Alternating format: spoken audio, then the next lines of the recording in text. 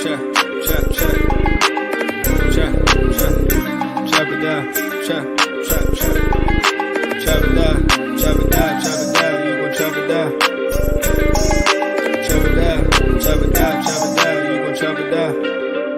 just appreciate everybody watching. Watch him throw the ball, we gon' pick it off. You gon' let him hit the hole or you gon' cut it off.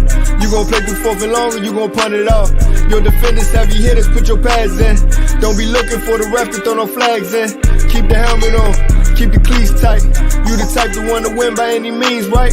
You should look alive. This is Trap or Dive. Yes, sir. Welcome back to another episode of the Trap or Dive podcast, provided to you by 214 Media and Hogs Haven. I am your host, Mual, Coach Mual, Hen Dog Mual, Jamal, all that good stuff, man. In here with the good man, AJ. AJ, how you feeling, big dog? I'm good, man. Can't complain. That's good, bruh. That's good. What you got going on tomorrow, bro? It's a random. So like, I don't know why I've been making this weather day make it seem like it's the best day ever. An 80-degree day, and then like 2 days, not even the next day we get 40 degrees, and then after that it's 30 degrees. But I feel like everybody about to be outside tomorrow. And knowing you, I had to take a guess. Hey, if AJ is healthy, he gonna be outside. You calling me an outsider? Look, man, I'm just saying you like socializing. You know what I'm saying? I think that's the right way to say it. Not as much lately, but I think tomorrow, depending on if the sun comes up with the temperature, probably grab lunch or something by the water, and then later on maybe indulge in some. I don't know about the hookah, because that's the one thing in this area we don't really have like hookah spots with like an outdoor vibe. I'm actually in the process of trying to open something of that nature in the area. But yeah, I think just maybe, Navy Yard, the Wharf, get lunch, and then later on maybe do a happy hour or something. It just depend on it just depend on if the sun gonna come up for real. Like I see it's 80, but I actually travel next week, so I just been kind of staying low key, not trying to expose myself too much. I'm going to Columbia next Wednesday. Columbia, I'm jealous as hell, bro. I done heard a couple good things about Columbia. It's some beautiful women out there. Our currency definitely goes a long way out there. It's like you can get a 5-course meal for like $12, bro. Like even the lodging is very cheap. Like you can stay in a 4 or 5-star hotel for like $80 a night. We got an Airbnb. Yeah. You ever stayed in a house? Is this at a resort? Say that again? Is that at a resort? Nah, that's just like a standalone hotel. I don't really think they have resorts in Medellin, or however you say it. I think maybe they got a couple like resorts in Cartagena. But it's my brother's 33rd birthday, so like it's me and my cousins. This is our first time going on a real cousins trip, so it's about to be interesting as hell. Because these what's your expectations, bro? What's your expectations like going into it? What do you think? Oh man, I low key been stressing in my mind all week because it's so many different personalities, and we're all of a certain age. And one of my cousins in particular, he hasn't officially been on the trip with me, but he's been in the same city as me at the same time. And his vibe was completely different than my vibe and my crew's vibe. Like, and this particular trip, I had men and women on the trip, and it's like I don't know, but I already heard some things from what he told my brother, and I'm like, oh man, I know we're gonna have to put some house rules together. That man over here stressing out, bro. He's like, don't fuck this up for us, man. Nah, you going to a foreign land, we all family at the end of the day, but it's just you gotta be mindful, especially like I said, everybody's intention is different. Some people really want to indulge into the culture, because like a lot of people don't understand that it's heavily African rooted in Colombia overall, like heavily based in the Afro-Latina culture. Some people going for the food, some people going for the badass women that look like they could be the leading lady in a Drake music video. Some people going for everything. So it's just, it'll be interesting, but I'll definitely keep you guys in tune. Shit, it's crazy. We don't even follow each other on Instagram. Man, y'all. Hey, I don't have Instagram. Everybody, they told me they ain't had no Instagram. Oh no, that's not true. I got an IG. I'm in my close friends with it. What's your Instagram, bro? It's just my name, just like my Twitter without the junior. All right, go ahead. I'll definitely be on IG with it. Be some. I wonder if I don't have. I'll worry about this shit later. I'll worry about it later. All right. So first of all, let me check in with Dre. My bad, Dre, man. What's going on with you, play? How you feeling? I'm good, man. Shit, I'm happy to be back. How little man do yesterday? It was practice yesterday. He's getting better, man. He's getting better and better weekly. I keep telling him, man, it ain't gonna happen overnight, man. It's gonna happen with work, and he putting the work in, so he getting better. Is he's frustrated, or you were more so just trying to he was being frustrated in the beginning, like, oh, I'm not doing this, I'm not doing that. I'm like, dog, you're 12, you're 11, 12 years old, like you're gonna get better. You know what I'm saying? Like this. I love that sign from him though. Yeah, let's find out Dre out here in LeVar Ball.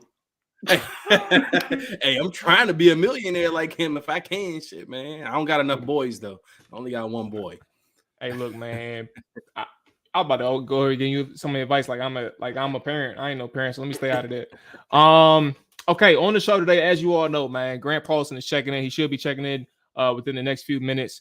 We're going to go ahead and chop it up with him about Eric Bieniemy. Some things about obviously Rivera and his current standing, and just pick his brain about everything Commanders as it stands today with the team, Rivera, ownership, things like that of that nature. But fellas, this is our first time kind of discussing it live on Trap or Dive. Obviously, we had an idea that Bieniemy was going to be the OC. That was our prediction, all of our predictions last week when we did our show. Now that it's official, overall thoughts on Bieniemy, but maybe if we have time on the front end, we can squeeze in some of the conversations surrounding his name, which is very frustrating. We talked about it earlier today, but I want to tap into that too. So y'all got the floor. What's your thoughts on Bieniemy now that he's in Washington? Yeah, I mean, I'm excited for Eric Bieniemy, the opportunity. I think for the first time in a long time, we'll see actual NFL ran offense. Some of the things that some people say it's a strong suit. Some people think that some may not take well to it, which is Eric Bieniemy being a hard coacher, being on top of his players to do things the right way and make sure that they execute properly is exactly what this team needs, especially on the offensive side of the ball. It was too many times in games under the tenureship of Scott Turner, this team was not prepared, especially in the red zone. It just seemed like they did not work on these plays during the week at all. It was like it was the first attempt whenever they went for it. I think that will go a long way for guys like, Terry McLaurin, Jahad Dotson. And fortunately for Washington, they've put a lot of guys on the offensive side of the ball that have come from winning cultures and programs, whether it be the Penn States, the Ohio States, the Bamas, whatever the case is. So they're kind of used to that type of coaching anyways. Like I said, man, I'm excited to see a professional offense, a coach that will adapt to the team that they're playing week in, week out, instead of just trying to force feed their scheme, system, whatever the hell it is, and just really, coach the team overall. The one thing that I'm still curious about, and I guess when Grant comes on here, we'll talk about a little bit more. I'm not sold on Sam Howell's situation. I'm not sold on him being QB1. I think that something is brewing. We kind of touched on it earlier when we had our interview with Jason Lockefour that will be out soon. Yep. I just don't see the Sam Howell thing as being the Bible or gospel, as some people would say. But overall, man, I'm excited for him. I just want the fans to stop really engaging with all the negative analysts, whether it be TV personalities, former player, not even former players, but former player. You know, just let him cook. Like, just let him do his thing.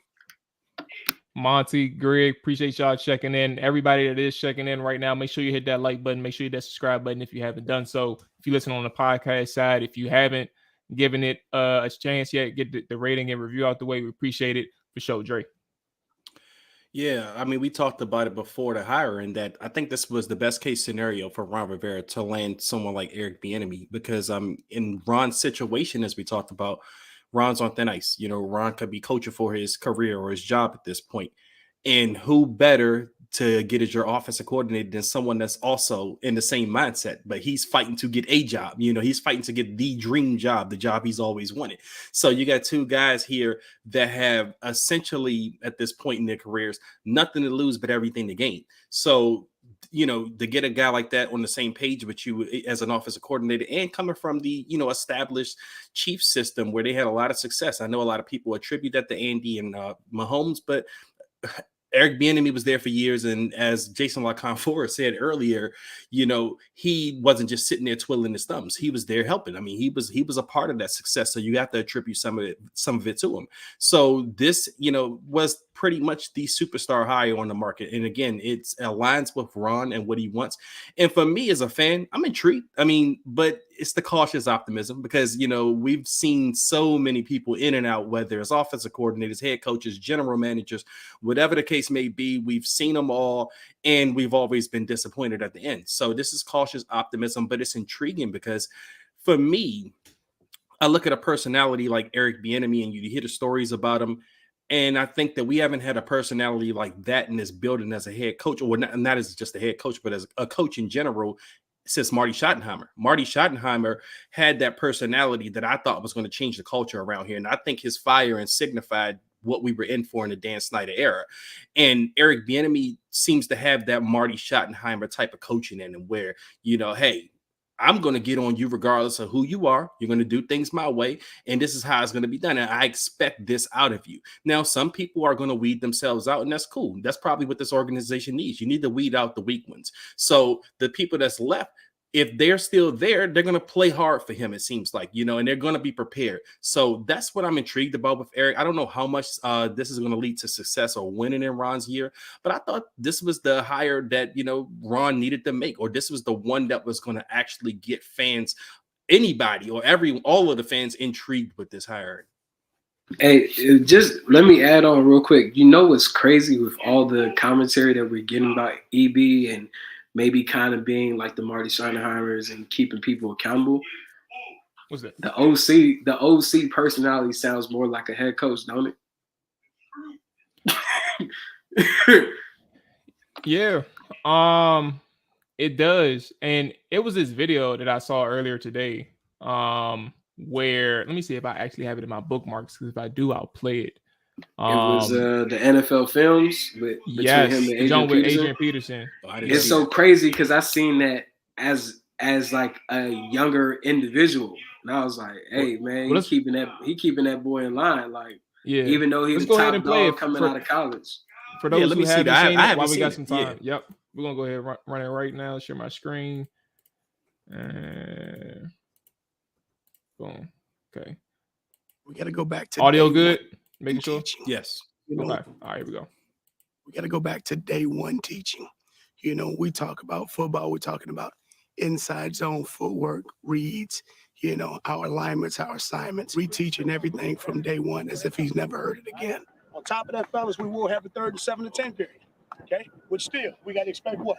Blitz. If they don't blitz, now we get out. Okay? I've always been taught professionals are the ones who go out and do the little things and do them great on the days that they don't feel like doing it. No detail escapes Bieniemy's eye, and he's never shy about demanding the best to work tirelessly at becoming even better. Yesterday, we ran a man route, in the zone route versus man. Today, I ran man route in the zone. I thought we went back to last play. That's what I was thinking. Why? That play. I thought we went back to last play. Nah, bro, we ain't go back to the last. Okay, what I thought? What I thought? They said in the huddle, did they?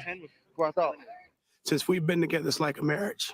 The bottom line, we got to make it work. I'm just telling you what was going through my mind, because the last play was clearly a bust. What do you call the huddle? I'm just telling you what I was thinking, okay? What do you call the huddle? What do you call the huddle? That's all I ask. What did he call the huddle? All right, whatever. What did he call the huddle? All right, I'm telling you what I was thinking, man. Okay. I don't care what you were It's the thinking. end of What did it. he call it? All right. What did he call? I don't know. He can cuss me out. I swear I have to say, and maybe 5-10 seconds later, we sitting there talking back, talking, communicating like nothing, ever happened. Get past it, refocus, regroup. Come here. I'm good. No, come here. Fake 97 power, naked right, fullback slide. We want to sell that thing with outside. Whenever we have an argument, we always make sure that, hey, by the end of the day, we're going to resolve it. We're going to move on and move forward. So listen, man. First off, like what AJ said, like having that bark in a good way, having that bark be like, hey, bruh, I don't care who you are. You my boy.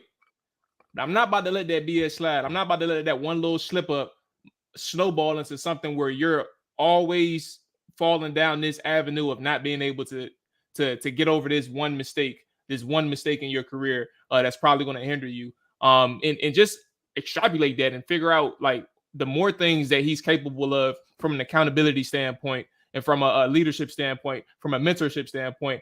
That's incredible. AJ, I wanted to add on to something that you were saying. It's two things, actually. The first thing is you said, and I somewhat agree with you, but I think that we do have to acknowledge it. You mentioned that, we should like turn a blind eye, like, or just let the people slide in terms of like the negativity that's being spewed about Eric Bieniemy. And to an extent, I agree with you because that's what I generally believe. Like, some of that BS doesn't matter. But then, like, when you think about the context of these are players who played in the league, who has an opinion on this guy, who is clearly misinformed and in the minority, like, those are the people that you have to pay attention to, because why would I trust anything that they say? But first off, not only that, like, I think that when you go to that extreme to make your points, right? We're talking about LaShawn McCoy. I'm even talking about Emmanuel Acho. I'm talking about those two in particular. I've seen other comments from Eric Bieniemy. Not Eric Bieniemy. I'm sorry. About Eric Bieniemy. I've seen them from Charles Woodson. I've seen them from Teddy Bruschi, questioning why would he leave Washington to go to why would he leave Kansas City to go to Washington? They don't even have the same team speed or a receiver compared to Kansas City. And I'm like, Teddy Bruschi, like, do you even hear what you're saying? Like, you think that the Washington receivers are the problem or not comparable to Kansas City? That's incredible. It's incredibly stupid. And it's unfortunate because you're a former NFL player. You know better, but you put yourself in that spotlight. And then you have LaShawn McCoy saying, like, more volatile information and more volatile things. Like, those are things that should be put on a pedestal in terms of, like, we need to point the finger at these guys and say, what are y'all doing? And do you know how far off you are? Because a lot of people who spoke out from a player's perspective were on opposition of LaShawn McCoy. And a lot of people questioned the intent and motives of another person in Acho. Those things I think that really needs to kind of dive into. Now, whether or not you agree whether or not you question if Eric Bieniemy can get the job done or not is one thing. But don't make it sound like the opportunity in Washington was a stupid one to take, leaving from Kansas City, when you have all the opportunity in front of you to run your own ship in Washington, right? You have your own opportunity to create a name for yourself that's far away from Andy Reid. You have a new quarterback, right? You have no Patrick Mahomes.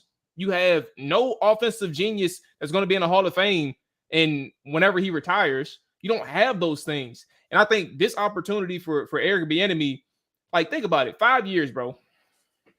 This man was offensive coordinator for 5 years, surrounded by 3 future Hall of Famers: Andy Reid, Patrick Mahomes, Travis Kelce. You mean to tell me that man ain't learned shit? Y'all telling me y'all really questioning the fact that this man over 5 years as the offensive coordinator, he's been there for longer. You telling me that he don't know anything or that he's incapable of learning anything? Whatever was going on in the NFL when it came to the treatment of Eric Bieniemy over these last couple years was incredibly foolish. It was incredibly coded and coded in the sense of like, we from the outside, we have an idea of one of the factors, right? Race being one, but we don't know the other factors involved. But it's nothing. I would say whatever the issues are with Bieniemy is a very small fraction of what the truth is. Like you don't have this resume, and nobody wants you. It's just flat out the case. Nobody wants you. That's BS. I don't. Yeah, I mean, and you know, I guess why I said what I said is because like I've also sat in these production meetings of these type of shows, whether it be the First Takes. I've sat in the room with Stephen A. Smith and Skip Bayless pre-production. Even at Fox, like there was a point in time when client D'Angelo Hall was presented the opportunity before Josh Norman to be a part of their show weekly during the season. You know, we ended up turning it down just because they didn't want to be back and forth that much. So I know how these shows go about trying to make some of these personalities characters. Acho's one of them, and they're doing the same with Shady McCoy as he's trying to get his feet wet within the TV world. Because I mean, when I don't watch the show, but whenever clips come on Twitter, it's like nothing he says is in depth. It doesn't really tell me anything. It's just more so, damn, can we curse again on the show? I just like you can. Okay, he's like spread it out, bro. Because I was about to say something, but he's more so like the hood barbershop dude that just runs his mouth but never has real facts. Just thinks that everything they say is factual. Like I was gonna say something completely different, but that's more so how Shady is, and I know Shady, and I just feel like whatever personal vendetta you got towards EB, you know, they need to have that discussion. They're gonna have to have that discussion privately, but this is an opportunity for him in his media career to be able to latch on to an individual like that's a headline and continue to put this narrative using his experience of being there for one season as the say-all be-all. Full season. Yeah, it was 2019. You feel me? Like we're years removed from that.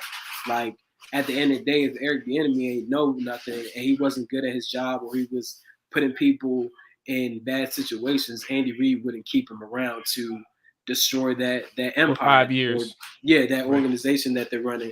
Like even earlier today, I watched something, LeVar Arrington, Brady Quinn, and whoever their host is. Dude says, "Oh, I believe that there's a beef between Patrick Mahomes and EB because Patrick Mahomes, why hasn't he came out and tweeted or anything in defense of Eric Bieniemy? Why does he need to do that? Like he knows the truth. He got to prove a point to you. You some They're in unknown interviews radio talking host. About he needs the opportunity. Yeah, you an unknown radio host. So it's just like we're focusing a lot on EB, but overall it's just a dynamic in the NFL where these owners really have to do a better job of hiring minorities, and then also players need to speak up more for these minority coaches as well. That's why it's disheartening to see Shady McCoy rant on about Eric Bieniemy for 4 or 5 minutes and then say at the end, but I want to see Black coaches win out here and do good. It's not too many times you see a running back coach get elevated to OC or even head coach, besides Anthony Lynn. But I really want the best for Eric Bieniemy. You can't say that after you done tore him down for the last 4 or 5 minutes before you even get to that point.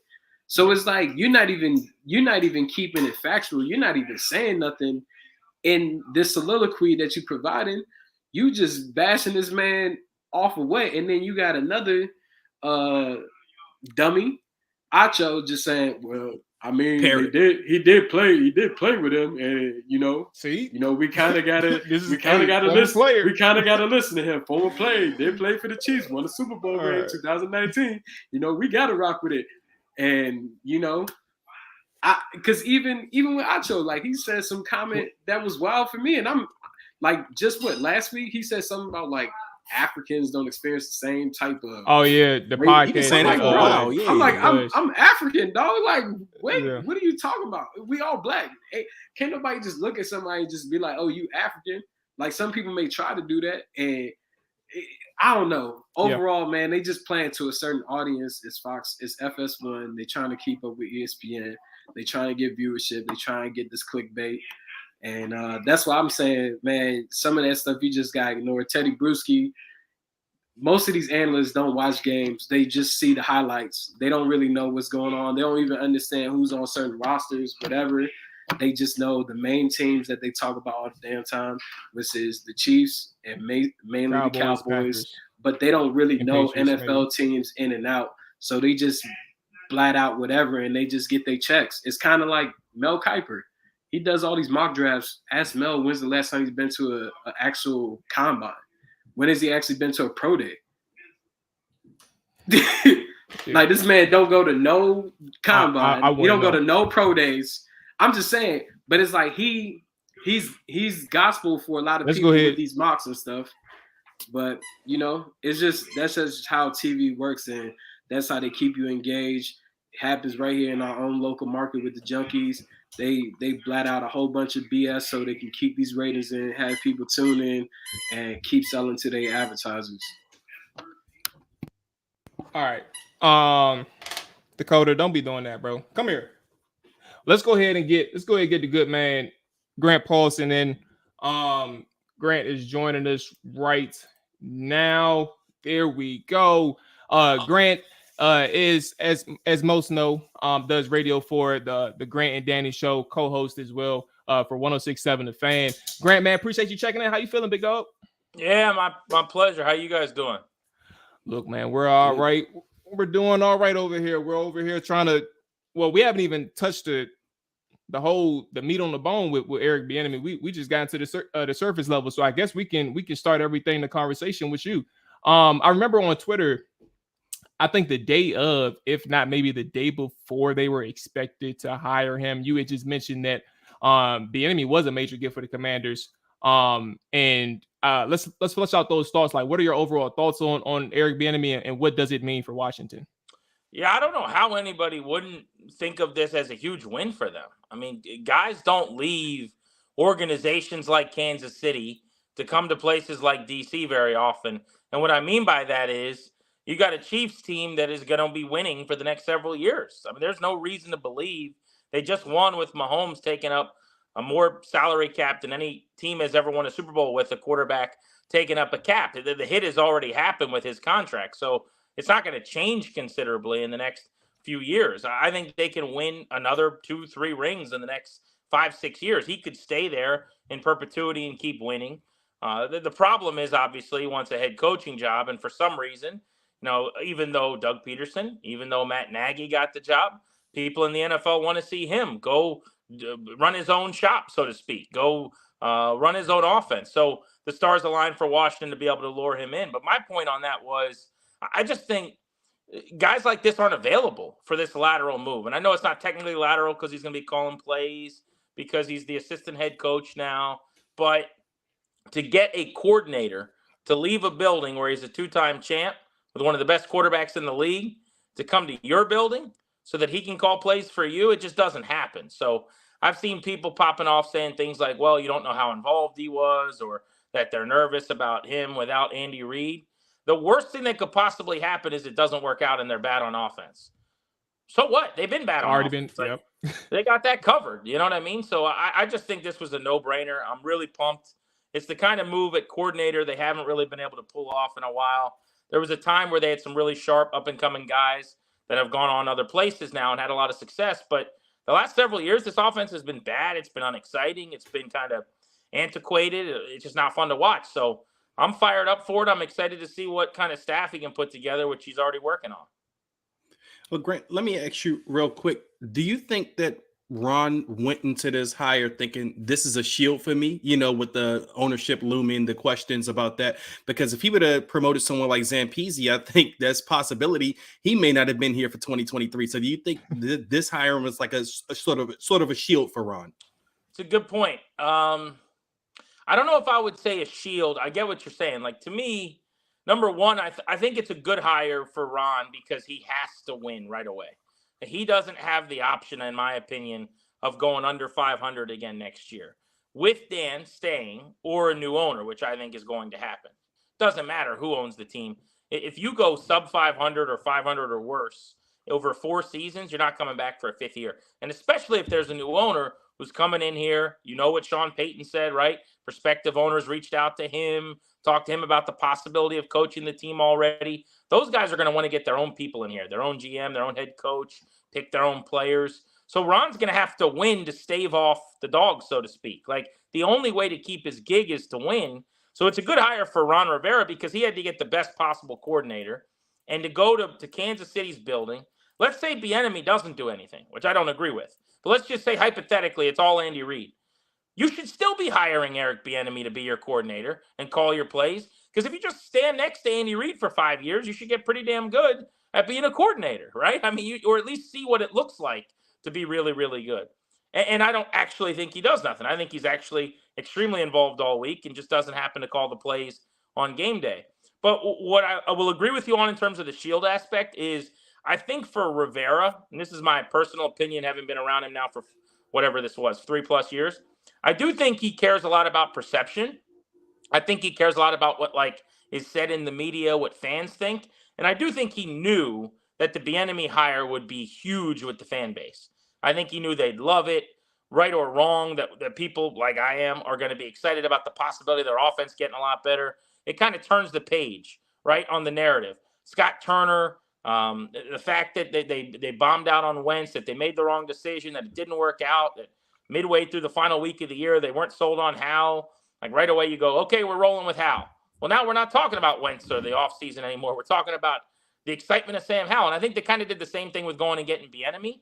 So I kind of think it was maybe strategic in that way a little bit. But so what? If that's what it took, fine. I mean, they got a guy who's going to come in here. I mean, let's just face this. If really it was, I thought it was Zampese versus Shermer until the Bieniemy thing kind of popped up. That's night and day, guys. Yeah. Like, would you have been excited about a retread like a Zampese or a Shermer? No. How could you be? But you get Eric Bieniemy, and right or wrong, it feels like you're dipping into the Kansas City Chiefs offense, man. And I know we don't get Mahomes and Kelsey, but you got a chance to get better quick, possibly. So it's a different world. Yeah, I mean, I think you're definitely right. I just don't know if it's a PR spin move, but early in the cycle when we knew that they fired Scott Turner, I immediately told my co-host, this is going to be a diversified pool of guys that they interview.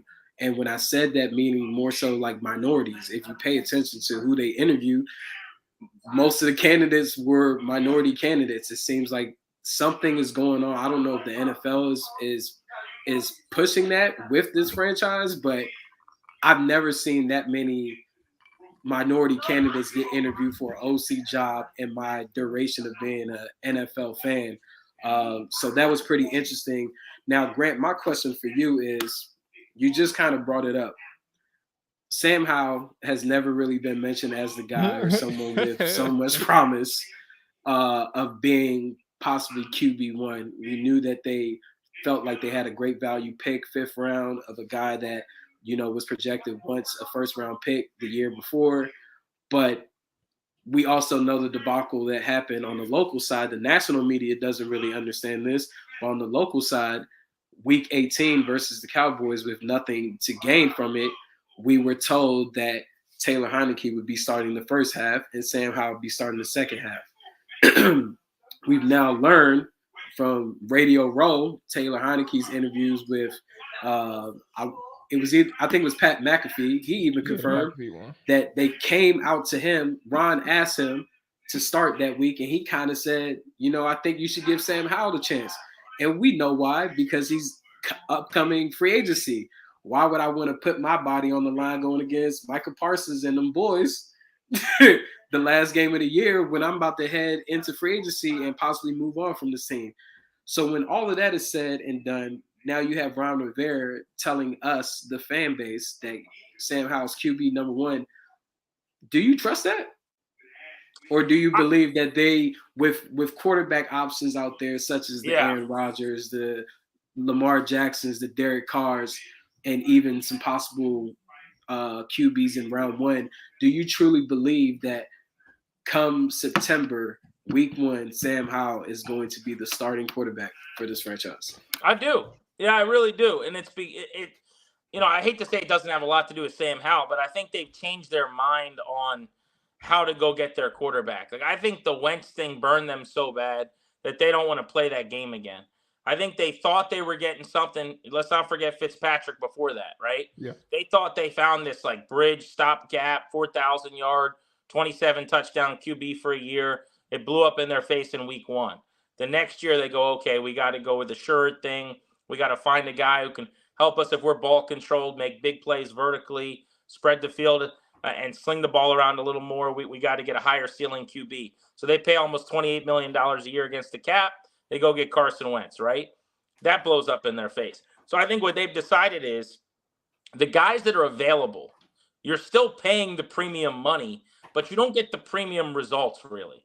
This is your Jimmy Garoppolo, Derek Carr types. And I am fine with those guys in the right situation, right? I mean, I'm not a big Garoppolo guy necessarily, but point being, like in the right situation with the right weapons around them, those are win-with guys. You're not going to win because of them, but you can win with them. But they're paying a crazy amount of money that makes it really hard to win with them. And I think they've decided, look, we are at our best. This is Rivera's thinking. We're at our best when we're running the ball, playing defense, and Heineke makes a few plays for us, and we win 20-13, 17-15. We think Sam Howell has a better arm. We think Sam Howell has more mobility. We think Sam Howell can be every bit as good as Heineke next year. And if you look at their win-loss record, I'm just thinking like I'm Ron now, with Taylor Heineke, and you go, if we're a little better throwing the ball, a little better with quarterback keepers and nakeds and boots and some of the stuff they want to do in the running game with Howell, why can't this defense, with, by the way, a ton of money to spend if we go with the rookie quarterback, now sophomore on a rookie deal, though, let's spend on the O-line. Let's upgrade. Let's spend what we need to on the defensive line. Let's spend in the secondary, whatever it is. I think that's their plan. And I think they basically view this as they made a mistake last year by trying to upgrade and go spend a ton at quarterback, because the difference between the Wentz Garoppolo types that are available and the Howell Heineke types on their roster might not be as sizable as they want it to be. You're just paying 25, 30 times as much or whatever. So they're going to try to do it the other way, where they don't pay anything and they surround Howell with weapons and support, and they try to win that way. Now, can he play or not? I mean, I know everyone seems to think that one game tells the story. I still have questions, but I'll tell you this. Unlike Taylor Heineke, he wasn't an Old Dominion. You know what I'm saying? He played really well in the ACC. 1 year he lights it up with weapons. I mean, you've watched the film. You guys have seen it. Like, he was a baller as a passer for a season. They lose a lot of pieces. Now he runs for 100 yards 7 times. In a power conference, in a program that's legit, that churns out prospects against teams that are really good. So there's no reason this can't work, in my opinion, but they got to hit on the other stuff that they do with the money that they spend.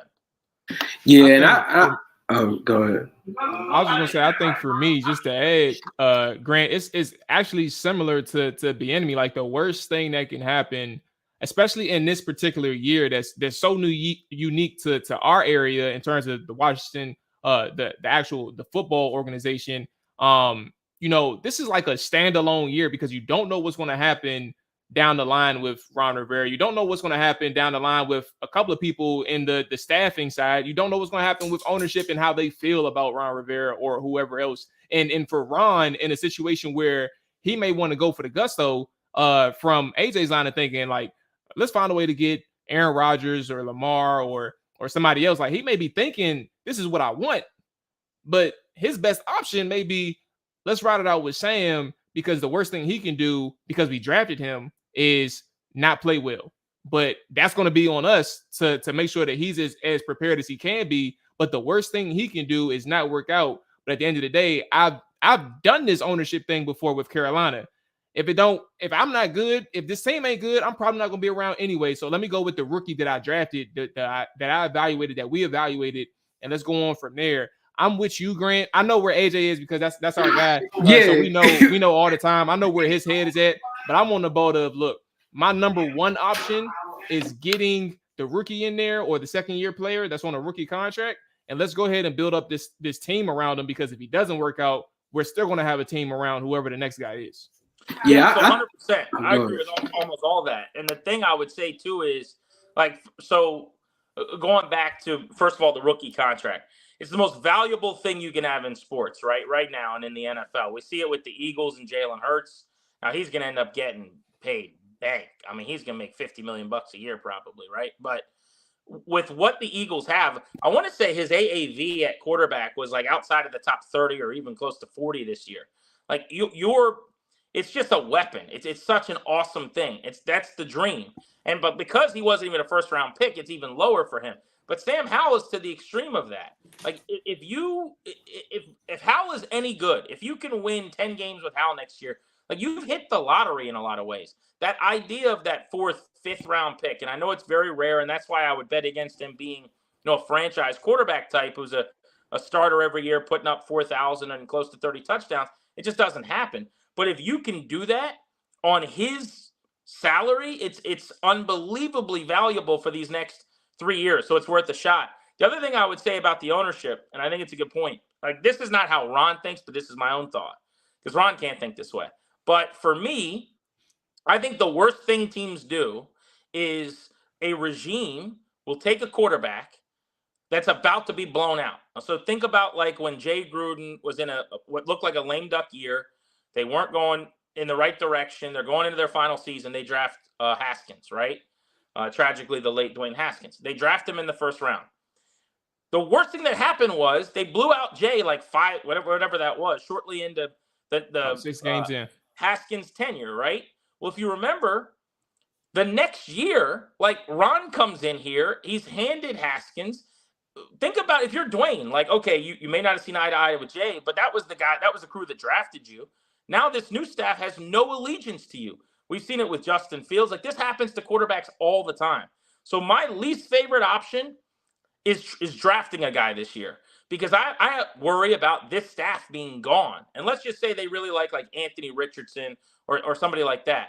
If the next group comes in here and doesn't like him or doesn't want him, you're right back to the beginning in square one. So I kind of like the idea of rolling with Howell this season.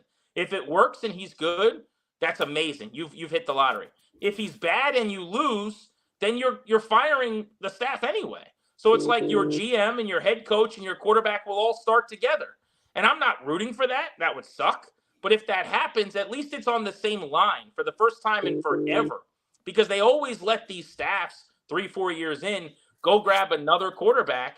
And now, like, the contracts don't align. So to me, they're actually in a really good spot with a new owner potentially coming in, where everyone, if you do this 1-year trial run for Howell, is kind of aligned, and you would potentially either win and now you got your guy, or you lose and you have a new GM that picks a new head coach that picks a new quarterback, which is frankly just as good, although we'd have to suffer through a year that isn't fun. But how many times does an Aaron Rodgers or Lamar Jackson possibly hit the open market to even think of considering adding them to your team?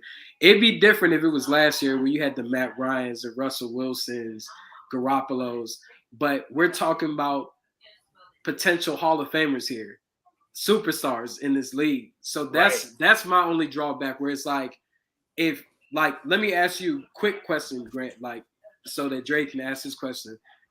If I told you today you could have Lamar Jackson for 3 first-round picks and maybe give up a player in Montez Sweat, of course you pay him his fully guaranteed contract of what he wants, similar to Deshaun Watson, to add to this roster to try to win a championship within the next 2 to 3 years, but beyond, you'll have your quarterback for the next decade because he's only 24, 25. Would you do it? Yes or no? No. I would not. But for Lamar, it's only because of injury. I just don't trust him he hasn't finished either of the last 2 seasons. So for me to guarantee all that money and the picks like that, it's just too much. Now, if you were asking me this right after he won the MVP, which people sleep on, that was like 4 years ago. He hasn't been that good. He's been good. Don't get me wrong. He's a star, but he hasn't been at that level since.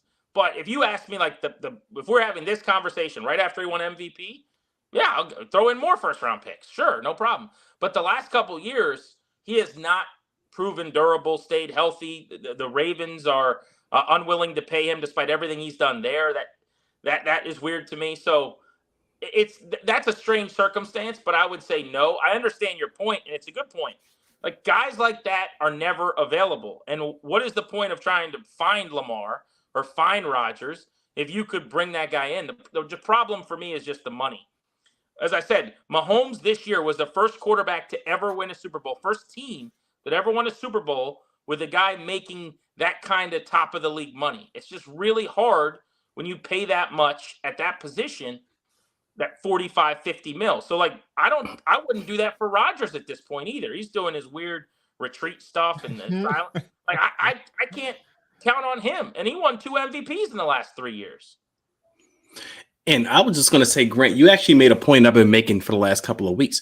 I feel like as a Washington fan right now, we're actually in a pretty good no-lose situation in a sense with going into it with Sam Howell. Because if you think about it, let's say Sam Howell surprises us and he's the guy. Cool. You just identified a quarterback. But if Sam Howell is bad and he's the 5th round pick that everyone think he was in a weak quarterback draft, maybe you're bad enough to draft a Drake May or a Caleb Williams in next year's draft.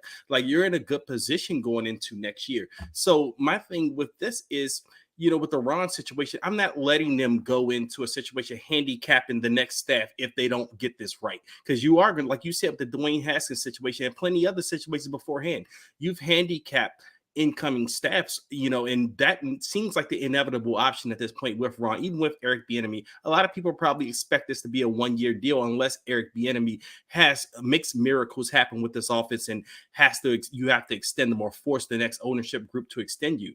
But if not, the likely option is you're probably not going to get this right, maybe, but you're not handicapping anyone after you. And as a Washington fan, I know Ron can't think about that, but as a Washington fan, I think that's a better situation to be in.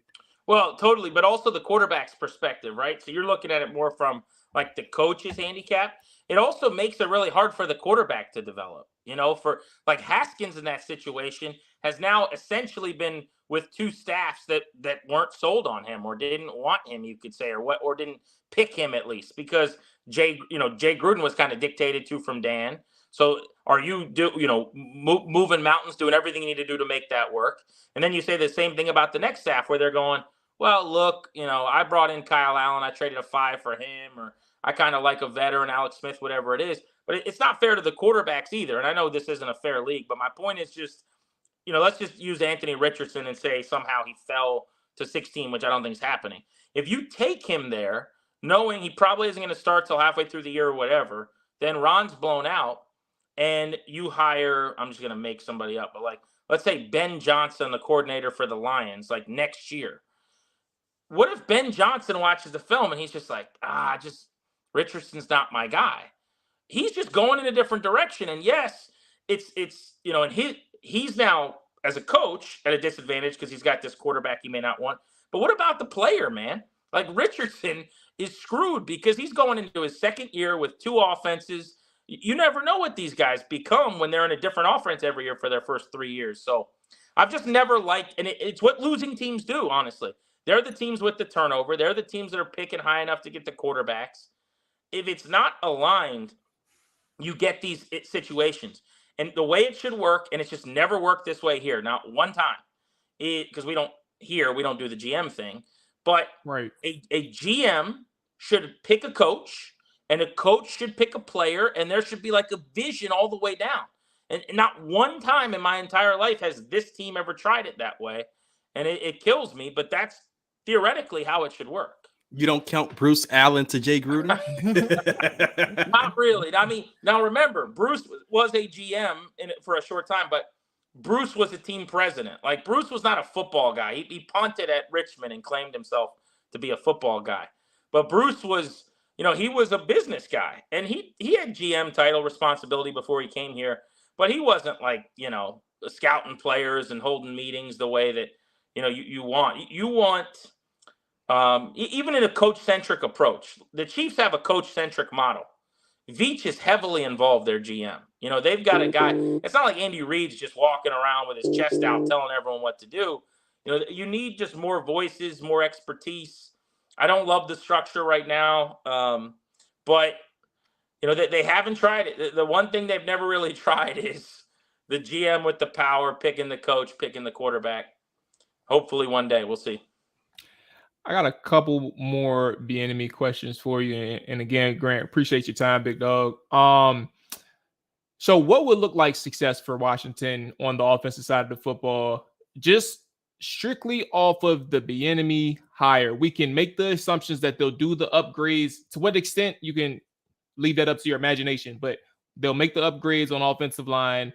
They'll figure something out at tight end, whatever, like all those assumptions inserted in your answer. But what does success look like from just hiring Bieniemy alone, given that Washington was like 25th or around 25th, bottom third of the league in offense last year? What do you think Bieniemy can do for this side? They've been 28 or lower 2 of the last 3 years. So first of all, I'll say it's about Howell for me. I really believe that. I mean, if Sam Howell develops, looks like a legitimate NFL quarterback, that's a massive win.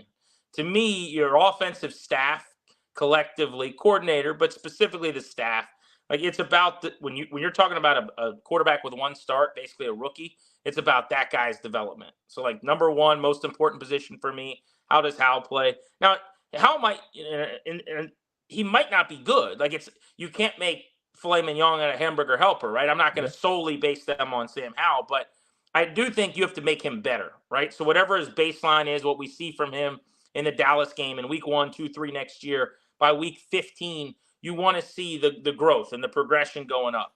So that's the number one thing I'll kind of judge Bieniemy by. But I think the answer is they've got to be a top 20 offense, probably. Ideally, they've got to fix some of their red zone problems. They got to do a better job scoring after they move the ball, which has been a real issue the last couple of years. As you guys know, they were bottom 7, I think it is, in the league in both red zone and goal to go each the last 2 years. I think that's what I'm most excited about this hire with Bieniemy, because Andy Reid always gave him a lot of credit for a lot of the trickeration and stuff they did at the goal line. And like my favorite thing about the Chiefs offense is their stuff, their packages inside the 10, what they do inside the 5, a lot of the goal line stuff that they run. So I would say number one, it's developing Howell and getting, squeezing every drop out of that orange, if you will. And then just improving the offense. That is statistical, that's analytical, but instead of being 28th, 30th, where they've been the last couple of years, 2 of the last 3 years, they've been bad really dating back to 2018-ish, really bottom 7, bottom 5 at times. I want to see them crack the top 20. And what do I care about? I care about yards per play as a metric more than yards per game. I care about red zone offense. Time of possession is nice, but we've seen you could be number 1, number 2 in time of possession. You don't score any points. What's the difference? So I really think they got to get better in the red area. They got to get more chunks and explosives. The 2 teams in the NFL that led the league in the most completions of 25 plus last year were the Chiefs and the Eagles, and it's not a coincidence they played in the Super Bowl. It's like those are the metrics I'm looking for. If he can bring some of that with him, pack it in his bag and bring it here from KC, I think it's a huge win. And he'll be a head coach next year. It sucks for him. I don't think he should have had to leave to get the job, but I mean, here we are talking. He's an OC in Washington, so that's what it took. But if they have a year where they rank like 18th, and Howell looks like he's really developing into a guy who could be a starter moving forward, Eric Bieniemy will be gone. He'll be a head coach, and that's why I'm really interested to see who he hires, because they need some continuity on the staff with Howell. Maybe one of these 2 guys he's interviewing today, Greg Lewis, or they're interviewing a possible coordinating candidate coming from Stanford in the future. Like they need to have some holdovers, even if Bieniemy leaves to be a head coach, hopefully, who can stay here so that Howell can continue to develop if it does work. I think the holdover is Bieniemy. You think he stays? I think he was interjected here to, I don't want to say succession plan, but I feel like whoever's bidding for the team also has interest in him and being able to work with him hands-on. I just don't see that commitment to him. Yeah, I understand it's a 2-year contract or something of that nature, but I gotta feel like there's somebody telling him that you have a real shot here, because even his agent also represents Eric Stokes, part of the player personnel department, managing the cap and stuff. There's a lot of connections there. I think he feels that there is a real possibility he could become the head coach of the Washington Commanders, and I think that's what also interested him into the job, but also the financial security that wasn't being provided to him with the Kansas City Chiefs. Like, yeah, the Super Bowls are cool and everything, but Super Bowls don't feed your family. At the end of the day, you still need that real money. I think that's also a alluring fact that a lot of people are missing from this situation. That's genuinely how I feel about the situation. I don't see him thinking that he may not be the head coach overall. It may not come out, and you'll be at the presser tomorrow. I don't think, maybe you can ask that, since we won't be at the presser. I don't know what you already have dialed up to ask tomorrow, but I think that it was more than just getting away from Kansas City and this being the landing spot. I think when you put 2 and 2 together, ownership group changing and an ownership group possibly coming in, being able to get familiar with him hands-on could lead to him getting this job, because in my opinion, I don't think there's any way in hell that Ron Rivera can even save his job. I think he's gone no matter what.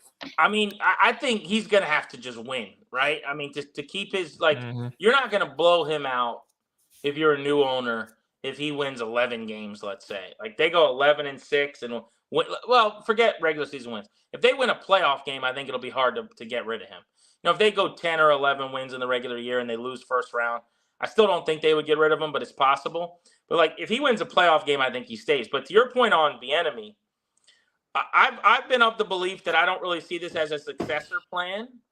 But here's how I could see him being their next head coach potentially, even if it's unrealistic in my mind. But I kind of get where you're going. Is let's just say their offense is awesome this year, but they don't win a whole lot, or their offense is a lot better. And Bieniemy is kind of the toast of the town, or beloved, because he's fixed some things and he's got Hal going in the right direction. But their defense, let's say I'm just going to kind of hypothesize a little bit. They trade Daron Payne, or someone goes down, whatever, it takes a step back. And we just get to a point where they're 9-8 again, whatever it is, but their offense made major strides. I could then see, okay, you move on from Rivera, you're going to interview Bieniemy, and maybe at that point he gets the job because it's Bieniemy versus a bunch of dudes that are coordinators. Bieniemy's already been here. He's the answer because Hal's made strides, and you want to keep him and Hal together, and you've got your quarterback and your coach together for the future. That's the case I would sell if you asked me what's the path for Bieniemy. I still would bet against it because you guys know this. When someone takes over something, they want to bring all their own dudes and people in. Yeah. If someone took over our radio station tomorrow, I'd be like, all right, well, it was a good run. They're just going to bring all their own folks that they know and they like, and people have lists. So when they get the job, I'm going to call this guy. If y'all, had got a TV gig or whatever, you're going to hit each other up and be like, let's do a segment. Let's talk Commanders. So I just think whoever the owner is probably already has guys that they have always thought they'd want to hire. That's how it works.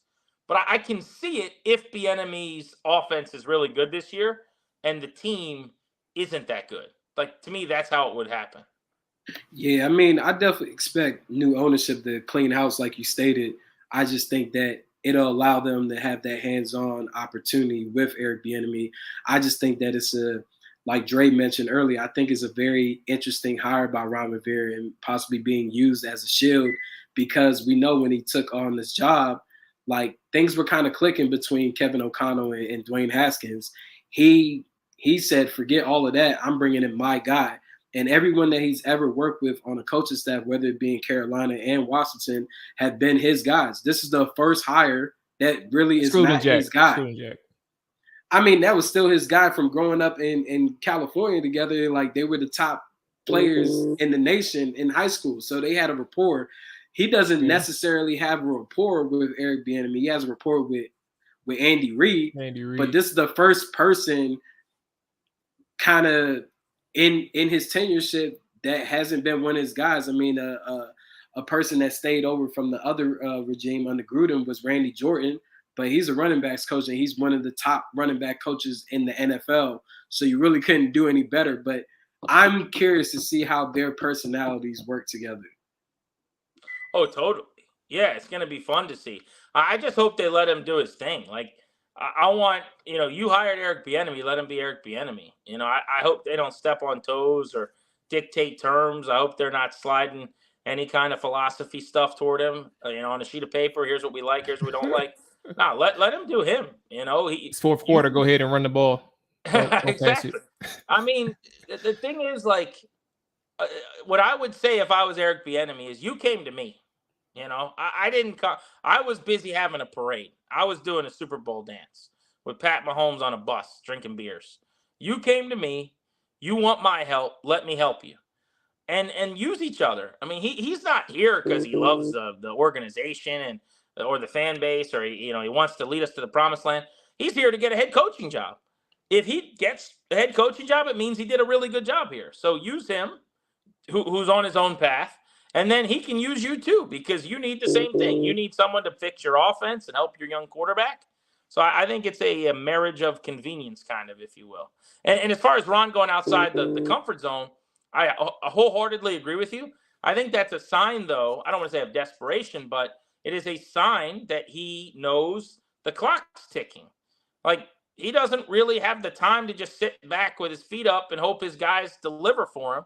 It's now. It's got to be now. And he knew that, and I think that's why he kind of swung for the fences a little bit.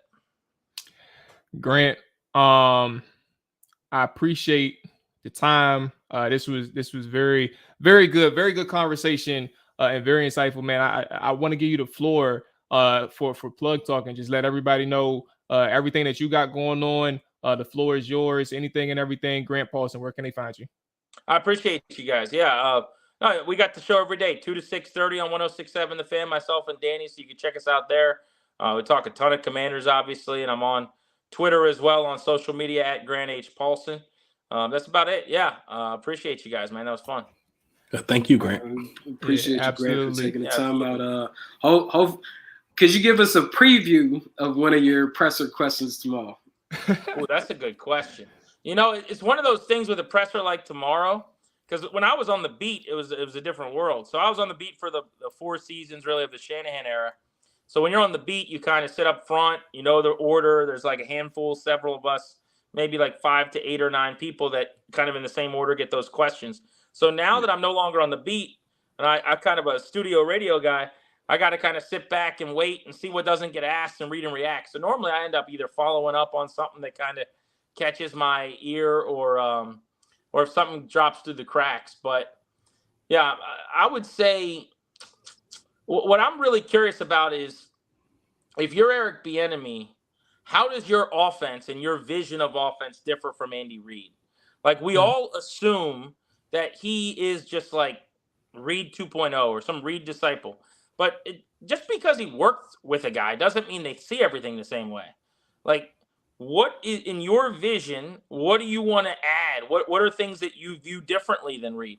Everyone just thinks it's going to be like, oh, well, he and Andy have to view it. No, like, he might want to run the ball more. He might want to get under center more. He might like certain looks, or ways of setting things up in the passing game that Reid doesn't necessarily major in.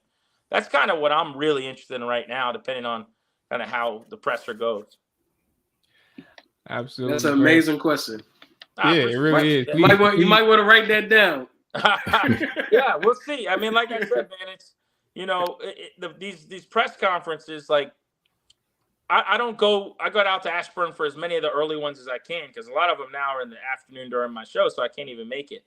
But it's gotten harder in season because unless everyone, they're passing the mic or it's kind of structured where you're in person, it's gotten easier for people to not answer questions on Zoom and everything because you just kind of keep it moving. So it's like there's no follow-ups, there's no like second. It's literally one question or exactly. however many you have, and then move on to the next person. It's yeah. And when I was, it sounds like it was 50 years ago, but when I was on the beat, like we're in person, you got the mic, and like they got to answer your question. If they don't answer it, you can follow up. And like I'm not giving up the mic yet. Like you haven't said what I need you to, what you haven't answered my question. Like so, it has changed a lot over the years. But tomorrow will be, I think it'll be really fun because it's a good one. Like there are so many of these that you're pressing and you're asking tough questions, and they can be difficult because they haven't thrived, they haven't succeeded, whatever. This is a good day for the org. This is a good day for the team, for Rivera, and hopefully for Bieniemy. I mean, I want to see this guy be a head coach.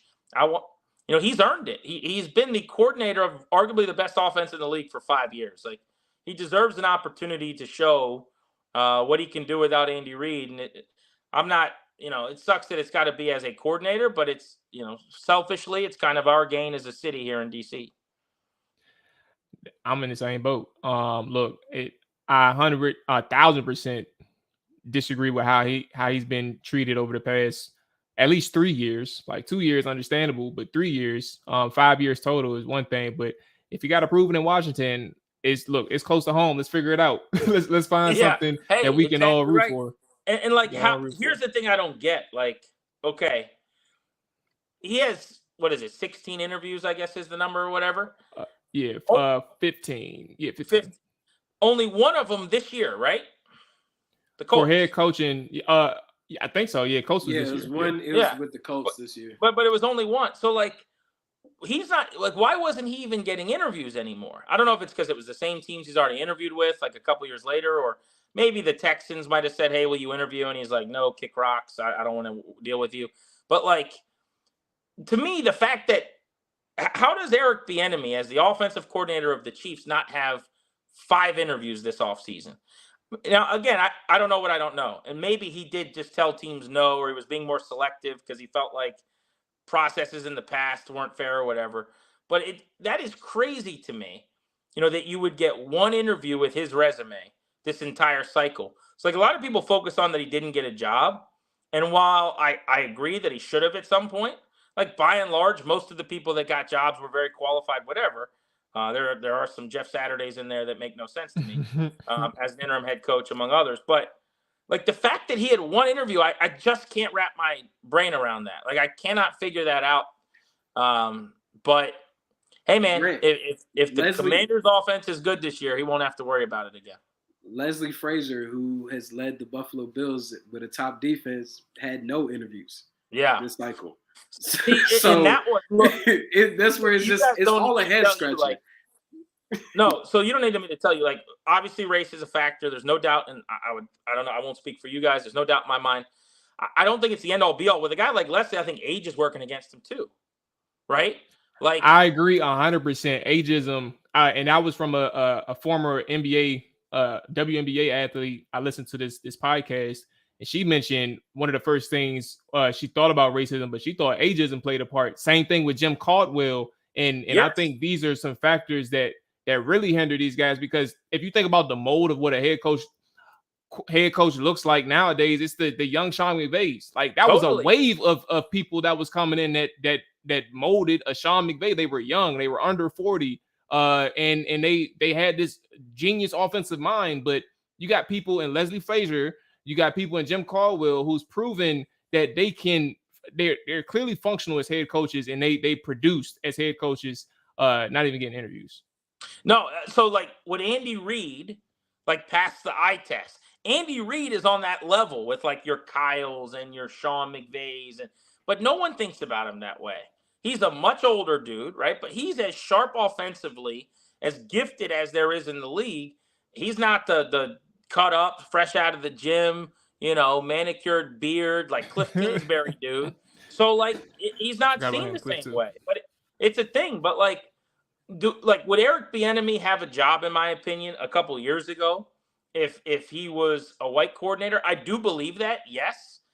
I do think with some of these older guys, Like Vic Fangio is a good example. I never understood why Vic Fangio wasn't getting interviews. Now, eventually he got that Broncos job. They were pretty competitive, but never figured it out on offense. Obviously, they go offensive this past year and they get way worse, right? But like, I just think at that, you get to an age, like, I don't know how old you guys might know. How old is this dude, Lou Anarumo, the coordinator for the Bengals? Like, how does no one ever talk about that guy as a head coach? That's a good question. I think he's close to 60. He's probably like. Is he really? 50, I think he's like 58, maybe. Okay, so like that dude to me. That's just off the top of my head. 56. What is he? 56. Like how does he not get it? Like to me, he's similar to Leslie Frazier, right? Where it's like these championship level programs, good cultures. Obviously, Leslie has been a head coach in the past. I remember he was with maybe the Vikings when I was at the Senior Bowl covering him. He's an awesome dude, by the way. But like Anarumo's another guy, like in that Fangio and that Frazier mold, where I think people are looking for like Brandon Staley, who's like 29. I guess he's older than that, like 39 or whatever. But that's a part of it, and I'm guilty of it because I'm always like when I'm putting together lists of like who I want the Commanders to interview.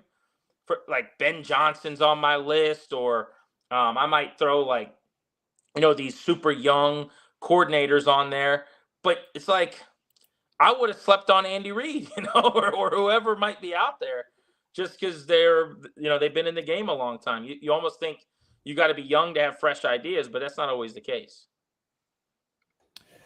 I'm with you. I'm with you. Like mine's work in many different ways, but all can be productive.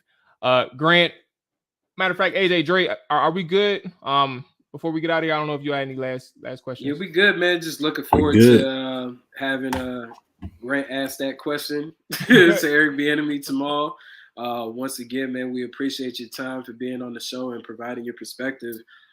Definitely had a great time with you being here, and hopefully maybe we can do this again next month after free agency. Yeah, or man, maybe we have a new owner. We don't really like to touch on the ownership stuff too much here because it's like nobody really knows. Like it's just up in the air.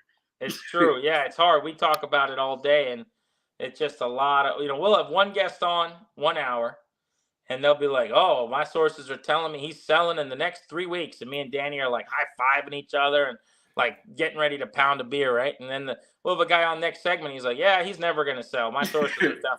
So yeah, you're right. Everyone's just kind of talking to different people. And Chris Broussard with the sources. That's right. He got their sausage.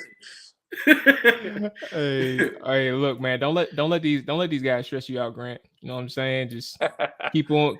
See, the easiest thing that we do is just stick to football. That's literally what we do. Hey, that's the beautiful way to do it. Yeah, man. But take care, boss man. Again, appreciate you. Enjoy your weekend. Stay safe. All that good stuff. And we'll be in touch. Yeah, be good, guys. Thanks. Yes, sir. All right. So there we go with Grant Paulsen, fellas. Excellent show, excellent interview. Everybody that's still here, man, make sure that like button, make sure that subscribe button if you haven't done so. We definitely appreciate that. Any last word before we get up out of here, man? We good. I think it's as good as it gets with Bieniemy. If we want to wrap things up, it's as good as it's going to get. You don't know, you can't predict the future, but I would rather be bad with Bieniemy than go in there with Zampese or the other old head quarterbacks. And I hate that we just got done talking about ageism, but you get it. Like I wouldn't stay away from them. Let me get the guy that's unproven to have a chance to prove himself here. And I would rather go down in the ship with that. But I'm hoping that it's far from that in terms of results. And I agree, Jamal, because like I said, this at least shows that Ron has a pulse. Like he's going out swinging. Like he's not just laying down and saying, all right, he could have easily. Yeah, and he could have easily just hired or promoted Ken Zampese, and that would have just been a really lazy hire that a lot of people would have expected going into a uncertain year where you don't know what ownership's going to be. He could have just hired Ken Zampese and said, hey, it's going to be what it's going to be. I'm going to go out and I'm just going to lay here. But he went out swinging. This is a home run swing. We don't know if it's a home run hit, but it was a home run swing, and we are all rooting for it. It's easy to root for Bieniemy. I mean, even, of course, us being minorities, people of color, we're going to root for Eric Bieniemy regardless. But it just makes everyone want to see the underdog win, because Eric Bieniemy does feel like the underdog now. So now, we even got guys like AJ rooting for Ron Rivera, because if he's rooting for Eric Bieniemy, he's rooting for Ron Rivera. Whoa. Hey, rooting for the success of Eric Bieniemy is rooting for Ron Rivera right now, AJ. Not at all, but hey, at the end of the day, you can't get any worse than what the offense was. I think we finally get to see an NFL offense in comparison to Jay Gruden, but it's completely different. You got a coach that's going to be coming in here that's going to, scheme and prepare his guys for the team that they're facing and not force feed his damn scheme. Like that's the biggest thing I'm looking forward to. I don't know how many wins it's going to result to, because Sam Howell's still the quarterback as of right now. I'm hoping that changes. I'm actually talking to God every other night. Hey man, bless us with Lamar Jackson.